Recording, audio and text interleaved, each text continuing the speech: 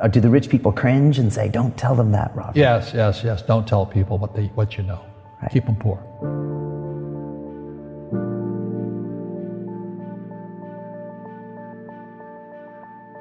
The moment I pay you, you think like an employee.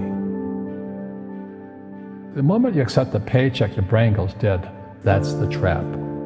Entrepreneurs work for free. As long as you're hungry, you'll think. The school system was designed to teach you to be an employee or a doctor or a lawyer, a specialist, but never about money. The poor will always be amongst us because it starts up here. It's in their words, and the words become flesh. But when they say, I can't afford it or I can't do that, they go down. They become what they say. And I meet so many people, I can't afford it. You think I'm made of money? My PhD dad, he says, what do you think I am, made of money? I can't afford that. And my rich dad would say, that's why he's poor. Poor people say, I can't afford it, I can't do that, I don't have time. Because this is an escape. It's an escape, you know what I mean? It's easy to say, I can't afford it. Oh, I'm too tired. Oh, I can't go to the gym. When you could go to the gym. No, I can't. Truth is, I'm just too lazy to go to the gym. And your rich dad used to say what instead of, I can't afford it? How can I afford it?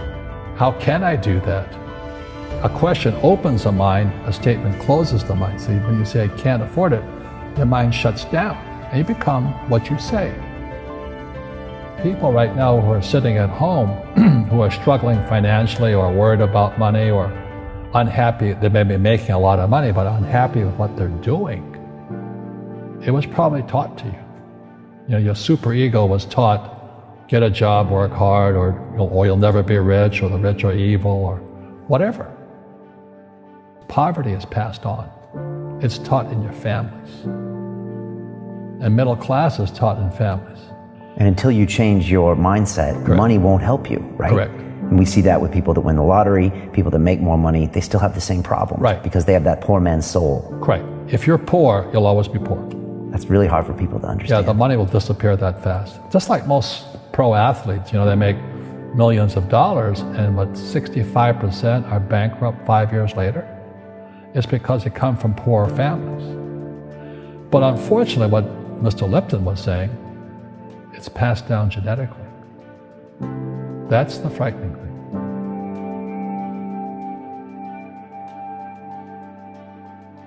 If you don't want to learn it, I can't help you. I have bad luck too. I've had financial crashes. I've had people stab me in the back, but they're all good because I grow from it. And that's spirituality. People who are afraid of making mistakes, like they teach in school, they don't ever grow. Because spirituality is there's good and there's bad, there's right and there's wrong, there's up and there's down. Most people only want to be right, they only want to be positive. Well, you can't have that, that's not reality. And the average person, the reason they're poor is they haven't failed. They play it so safe, they haven't made any mistakes like they taught in school. That means they don't learn anything. That's why the school system's actually fundamentally corrupt. It's anti-education. But the average guy is standing there, oh, I'm an A student, I'm going to do this all on myself. And a bunch of rugby players run you over, and you go, well, they're not playing fair. Yeah, well, you're playing stupid. You should have a team. You should have accountants, attorneys, and bankers and all that stuff. But that's not the game I want to play. I said, then don't play the game. The game of business is played with accountants, attorneys, bankers, hate to say it, politicians. You got to know the game. People say, well, money is not that important to me.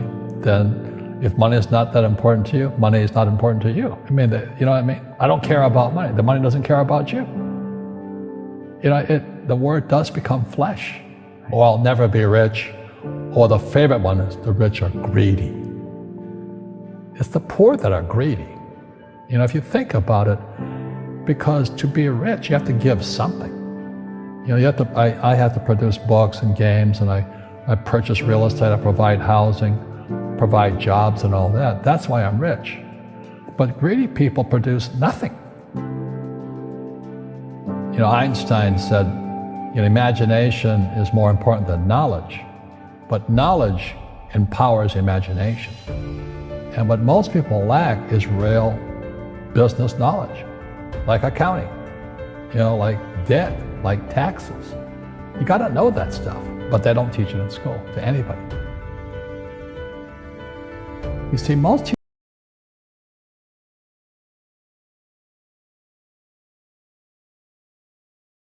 because I understood what a fake teacher is. A fake teacher is somebody who just wants a job and they'll teach anything.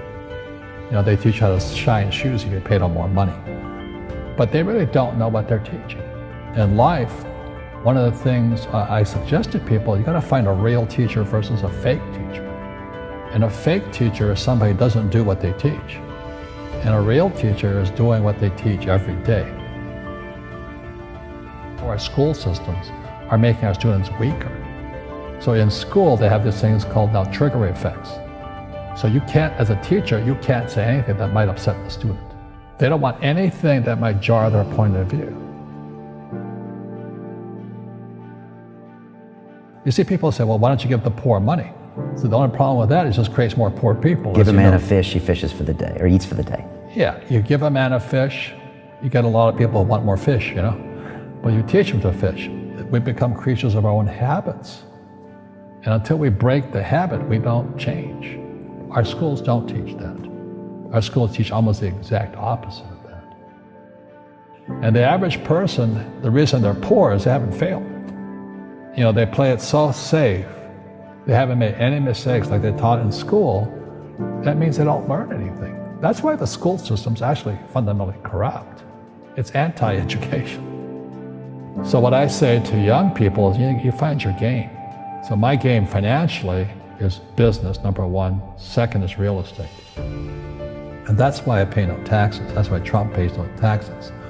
Legally, it is a combination of business and real estate that gives us an unfair advantage over employees because they don't know what to do. And a lot of people would rather sit in the stands than be in the game. One of the greatest ways to acquire great wealth is playing Monopoly in real life. 4 greenhouses, 1 red hotel. But is that all there is? That's it. Robert, if I could give you some kind of a magic phone and you could make a call to the 20-year-old Robert Kiyosaki and give that young man a bit of advice, what would you tell him? I would just say keep going. Just do what you have to do. Just, you know, live it to the fullest, which I did. Nothing I ever did made sense. Now, could you imagine quitting a $120,000 a year job for $200 a month to go fight in Vietnam and almost die? It didn't make sense, but it was the best decision I made at that time. And I think what most people do is they let their parents or their friends talk them out of life. So afraid of failing. But failing is how we succeed. You look at guys like Edison and all that. They failed like 1,014 times before he invented the light bulb. You know, our schools punish you for making mistakes. And that's why we have so many people who are so afraid of admitting they make mistakes or afraid of failing.